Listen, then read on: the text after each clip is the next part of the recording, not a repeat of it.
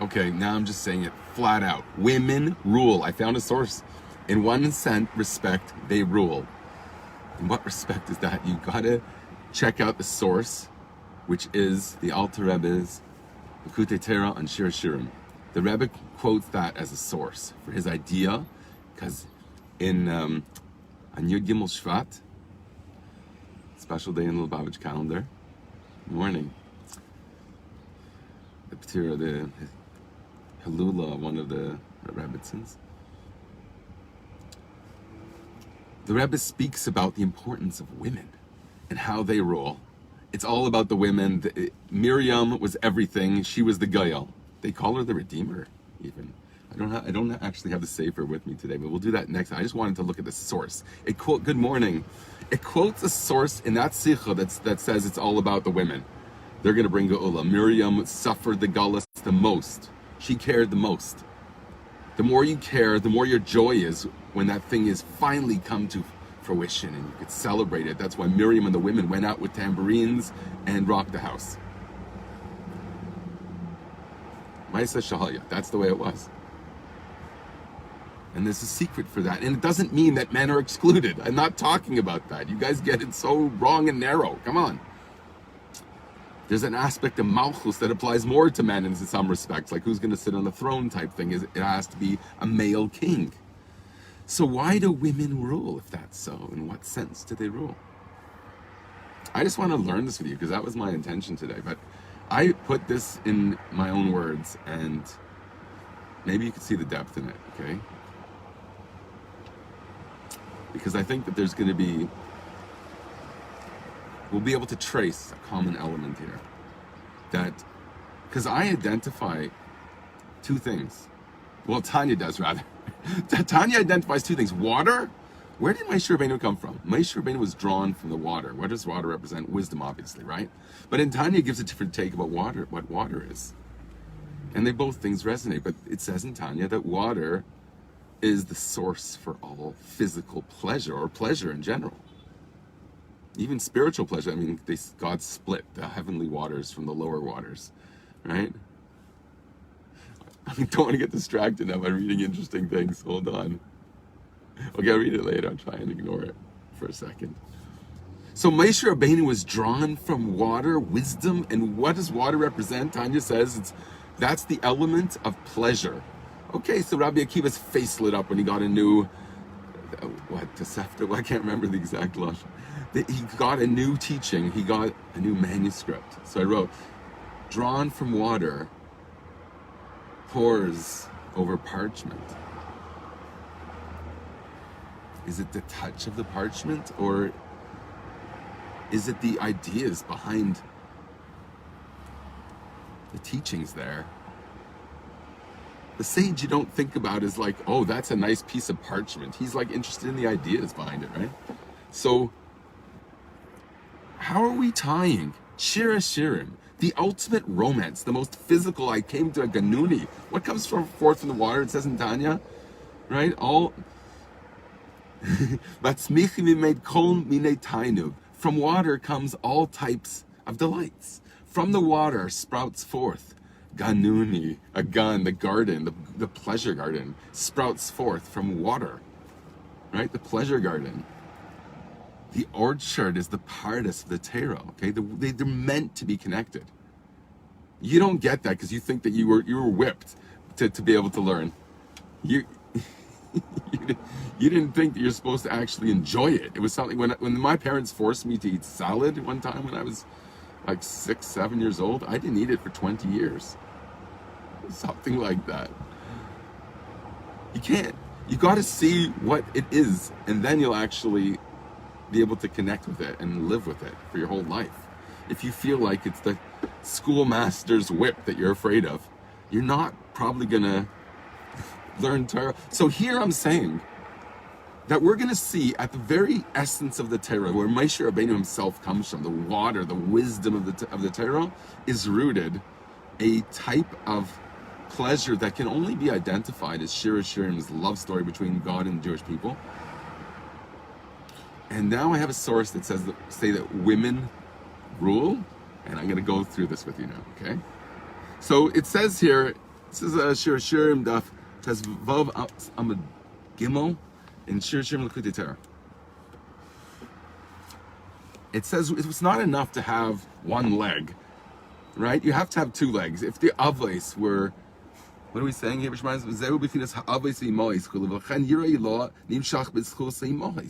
Supernal fear, which is, by the way, in Chassidus, fear is associated as being higher than love, because love is more selfish in its nature, because it's reciprocal. Fear is deference, and it really emphasizes the prominence of one. So the imahis, the mothers, the women, represent this yiri law. Okay, so it says, why do we only get the idea of love from the avos? The fathers only have one aspect, one leg. They're not a complete body.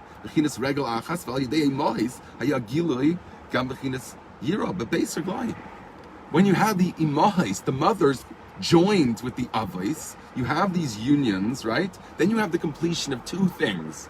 You have not only love of God, which is reciprocal and therefore somewhat selfish, but you have yiri law, the supernal fear associated with the mothers, coming together to make a full stature. You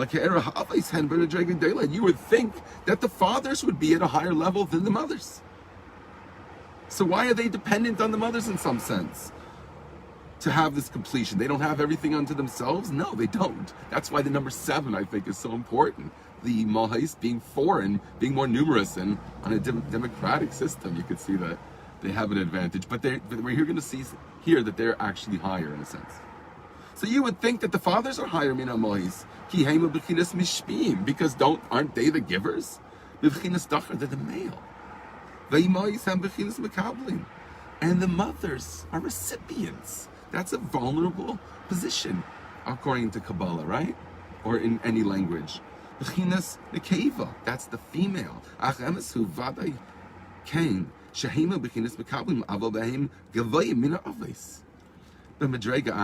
In one level, they're higher than the fathers. So it's true that they're Makablim. We're going to see he repeats that again after his explanation here.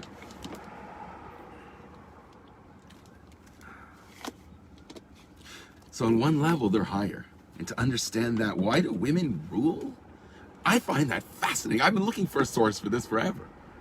But it's basically the same idea as the Rebbe speaks about it again and again. Here's the original source for it. Or like it's at least in the tradition of Chabad. Because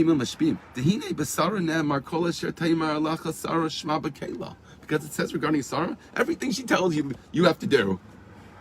Shahaya Avram Tzarich L'Kabel Mimena. Avram had to receive from her leadership. Who would have thought in our religion? Did you think about it as a matriarchal religion? I bet you didn't. But Avram himself had to receive from her. Because Sarah was superior in prophecy to Avram. And regarding Rivka, it says she was very beautiful. I think it's hinting here that her beauty, Mara, is she was really good at seeing the truth. Okay? She looked beautiful because she saw the truth.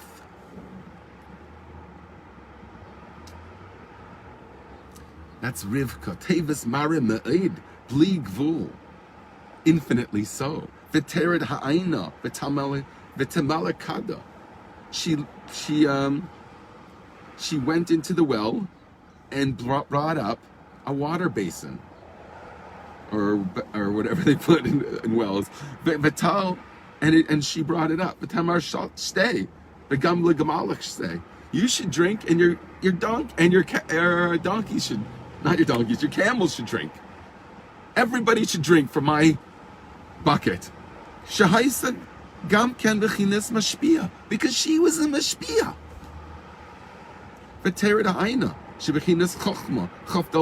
Because wisdom itself is the nekeva in the sense, but it's wisdom. It's what she brought down. What the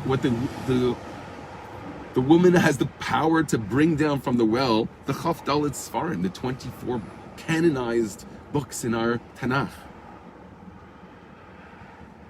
Hem bechinis yerida negda. those are actually a descent for her. She has to reach down to draw at the wisdom. It's a descent for her. She's above it. Remember we spoke about the Basula, who's above men in the sense that she's not trapped in her mind. She's the one that could dance. So it's a Yerida Kenegda, sorry. To understand this, you'll learn from what the sages say. There are three people that the Almighty gave them an appetizer, a dim sum, in their world. They had the dim sum. I suppose it's an appetizer. I don't know. I've never ordered it, but I like the sound of the word. I also like the sound of the word ganuni. Dawn, the Venetians opened further. I should say open. Moshe Rabbeinu lit up the room when he was born. And he didn't stop opening the Venetians. This is the Makabel. It's Yerida. It was a Yerida for Moshe Rabbeinu to come into this world. Here we're saying Rivka did a Yerida to go in to lift up the Chavdalit's farm of the Torah. That was a descent for her to make the 24. That was a descent for her. So how do you understand this? She was the Mashpia. She gave the man, she gave the camels. She's the one that's drawing the water and feeding everybody with it. So we say there's three that God implanted them in a world of delight. They have the Garden of Eden in this world.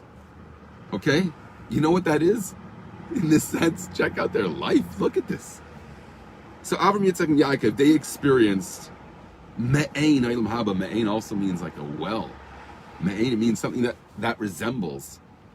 And Me'ain, it has the ayin, the appearance of Olam Haba. They experienced the world to come in this world where you're sitting there. They could be doing exactly what you're doing and experience the ultimate, beyond ultimate. Okay? So three people had this because it says, Bekel, Mekel, Kel. It says everything by them. All, everything. That's what they are. Okay? So what was their life? Vahini lost seed, they gave it to save Geber. And so since they had the experience of the future world, these three people had the dim sum in their as an appetizer before the main course. And they experienced everything because they gave it to save Geber. A small point. Woman is going to be superior in a sense. But it says here in general, because the level of the recipient, the vulnerable in any respect. Look, Shechina, the word Shechina has contextual meaning. We learn in Basti Lagani of Tafshin Yud Aleph, the Rebbe's first inaugural mimer. He speaks about Shechina. It has two meanings. Here we're saying the Makabel. What you say is Shechina. Shechina in Basi Lagani is the masculine because it's only called Shechina when it goes into the world below it and it's Keser. It's the highest of that lower world. She's going down and lifting up. That's Rivka. Lifting up the 24 Sfarim. Oh my goodness, that's awesome. So here we see, just like that blew me away for a second. Good morning. So the Makabel will be elevated. It's going to be above the masculine, Hamashbia, Eishes Chayil, Ateres Baila. She's going to be the crown. And it goes on to explain because always the last thing indeed is the first in thought. The blueprints of the creation were to create a certain pecking order, and the last thing is actually the highest. It's the ultimate purpose and intent. And since the Avos lived in a future way, therefore they also had that aspect of the redemption, because they were receiving from their wives, the imahis. I think that is awesome language. I'm just translating word for word. Even though the women were female and therefore recipients, but there are two levels. So there's two perspectives. It depends on which glasses you're wearing and whose side the glasses you're on. If you're talking about the way God sees it, if this is a beautiful yin yang, this is the yin yang of all yin yangs. This is what, to me, Basi Lagani is all about. The whole leadership of the Rebbe is about one thing. Seeing that the wisdom of the Torah is the beauty of romance. Yes, I said it directly because this is saying it directly here. But there's two perspectives here that we got to put in this into like psychological, spiritualized, metaphysical terms to understand this. That there's two perspectives. There's only one consciousness. It's basically you. But you come in two forms. It's a self-love. Whitney Houston had it right. The greatest love of all is the love of, what is it? To love yourself. Okay, there, she had it. That's the answer to the universe. Thank you. That is the answer to love yourself. Why? Because there's only one God. So if you exist at all, if you're coming to know the deepest and most internal and purposeful part of you, that's really, there is only one. There's only one thing. You are a finite version of the infinite. So you have to realize that. So you have two perspectives. You can have yourself anytime. One representing, if you're in line with the powers of good, then you're going to be channeling good thoughts. There's the good you. Okay? There's the infinite you that finds expression in whatever level of carbohydrates you ate that morning. Whatever your world is. This parking lot is so narrow. Oh my goodness. Okay.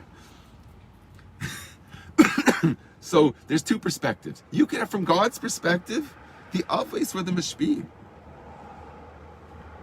But what does that mean? If the Avos were the Mishpim, okay, so listen. Vaimais Mekablin, and the mothers were the recipients. That's from Lamaila Lamata. Why? Because God wants to give. So when you go into God's purpose, what is that going to be embodied in? The Avos who were the Mashpim. They were the one that went to work in the morning, and they wore the pants in the relationship. And who did they receive from? Avol Milmata Lamailo. But when you consider the importance and preciousness of the physical world, that the whole point of the creation itself, which the very essence of God was to create a physical world, to have physical human beings, men and women, and both who have share in this respect, the aspect of being recipients in a spiritual way. So that's called Erech Ezer, the reflective light. When the creation itself smiles at its creator, the king, the embodiment of king in the world, in this relationship of male and female that exists on every level. When it's Erech Ezer, it's the preciousness, I don't want to say enticement to cheapen the idea, but the preciousness is a better word to describe it. It's bringing out the preciousness of the other, of the created, of the finite, the creation. That's the Erech Ezer, the smiling back. Safe Maisa. Because they were the ultimate point of, they had a power. When you recognize that you're the ultimate precious of your creator or whoever, whatever context you're going to put it in, then you have power. That was the power of the Mahis. They knew that they at their core, were the ultimate. They were greater prophets in the sense that they were more in touch with what is ultimately the point. That sometimes you draw a line and say, not Ishmael, Yitzhak, not Esav, Yaakov. They're always the one to decide. They're always the one that want to go in the land. And they're always the ones that are suffering the most when they're banished from their father's table, in their rightful place at the head of the table. Okay, Knights of the Round Table, everyone's the head of the table. Everyone's going to go in the Kodesh Kodashim. Everyone's going to be the Kohen Gadol. We're all going to... Other sources for that. Okay, but it's the same idea anyways. So women rule in what sense? It's the recognition of purpose fulfilled at the level of the feminine. In all, it exists in men too. There's vulnerable moments when you feel limited, when you have to fight the challenge, when you have to be the Sarah, the warrior, the ruler of the world. Those are vulnerable moments that a man has also. So the idea speaks to everybody. I'm not preferring one sect of humanity from another. That's absurd. And anyone who does that chauvinism is dumb. It's not recognizing the integration, the importance of everything, that everything it's a wheel, right? You could probably have a song about that, probably from Steely Dan or something. It's all a lottery. Okay, Purim's coming up. I'm getting excited. It's a lottery. It's a roulette wheel. The world's a roulette wheel, but someone's rigging it, right? Who created all the mathematics that make the physics that the amount of pressure in the dust particles is going to land on a certain number, and your number comes up and you win big. So God rigs our lottery. That's what Purim is. That's what I drink to. That God's rigging our lottery, that when you're drunk and you're stumbling around, God protects you, live to fight another day. The one time a year you're supposed to get drunk, do it for a religious reason. If people drink on a Tuesday afternoon and get shikadika hate, and they don't drink on Purim, something wrong with you. Don't drink the whole year, drink on Purim. Appreciate what it means to trust in God, that when you're vulnerable and you're stumbling around, God picks you up, Purim's awesome. Yeah, Shvat means Purim to me. Yud Shvat. My birthday's all in Shvat, so I was always like, do I learn Mishpatim, a minor for Mishpatim to say, or do I learn Purim? There's a nice memorandum about Purim. I had the schus of learning. Okay, it's very late. I have half an hour to daven on a Monday. Okay, I'm going to read these quotes, these writings. All of the blessings that come to a man come to him through his wife. Right. I translated something about also from the Alter Rebbe on the importance of that, how that when you inaugurate a house, that's the recognition of that point. It's beautiful. If you want that, text me. Yeah, Shechina comes male before Mincha, does it not? Shechina becomes male before Mincha. Oh my goodness. Maybe it's the birth, because the whole thing is that the woman is the source of giving birth, and she has a male child. There's a significance in that. Okay, so thank you. Also, the neck is the Beis Hamikdash, right? Oh, I can't read those. Nana Nachman, awesome. Okay, you should be very enthusiastic with your Rebbe. I think that's amazing. Okay, so have a lovely day, everybody. I wish I could say l'chaim with you. We should be for bringing for Yud Shvat. I think I'm gonna make it for bringing. You should if you want to schedule, let's talk about a good time. I'll start talking about it. Make it for bringing it. Everyone here is invited. I know that must be a few people. You come and we'll for bringing your place. I'll bring in my place. If I'm hosting it, I can make the rules. I mean, so people are so sensitive. It's like social media it's not appropriate. I find that so weird. I mean, I find that weird. It's as appropriate as you make it. Obviously, isn't that true of everything? I want to make it for bringing. I think that would be fun. I have no problem with setting up a room with 12 iPhones or futuristic, the whole wall filled with for bringing. Am I going to run over to you and pinch your cheeks or something anyways? I'm not going to do that anyways. As warm a for bringing as it will be, you'll be on that side of the table, I'll be on this side. So you might as well be there virtually. We'll have holograms one day. What's the difference? People are so narrow-minded. I don't care to live in I have to be in some kind of Russian shtet. I don't have to do that. I could take technology and use it for holy reasons. I don't have to be embarrassed to have. I could have my son from Australia if I have a for bringing. I can have him on an iPad at the table. I'll feed him grapes. I'm not embarrassed. If a hologram could do that and he could get the nourishment, I would feed him grapes as a joke or just to be bond with my son. Be futuristic. If God makes you dim sum out of technology, who cares? What's the difference? He has to make it through biology. It can't be through. What's the difference? You'll be flying around in your Tesla mobile in the air. There's going to be more wealth. It has to be. I think it's unfolding now. It should, in your life, you should see blessings in every area, health and wealth and whatever you need, beauty and all the things on your bucket list. It's unfolding now. There's going to be more wealth, less war, even though it could look like the drum. I don't think there's going to be war. Why?